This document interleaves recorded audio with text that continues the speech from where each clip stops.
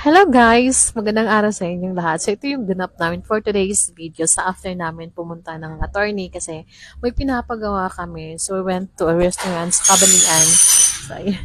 We went to a restaurant sa Kabalian kasi nagutom kami. So nag-snacks kami guys. And while waiting for our orders, nag-ikot-ikot muna kami. So, ayan, ito yung second time pa namin dito, guys. Pero alam niyo ba, na-amaze talaga ako sa ang linaw talaga ng tubig. As in, makikita mo talaga yung mga isda. Pero mas maingay dito sa shop, guys. Kasi dito ako ng voice over. Kasi nagputol ng aluminum yung husband ko. So, ayan, mas malinaw pa talaga sa relasyon nyo, guys, yung tubig dito. As in, makikita mo talaga yung mga maliliit na isda. Pero yung nakaka-amaze lang talaga kasi alam niyo yun, yung bira lang naman talaga sa mga pantalan ba na ganito, may mga barko na malinaw yung tubig. Pero dito talaga, as in, kudos talaga sa mayor at sa LG dito at sa mga tao na nakatira sa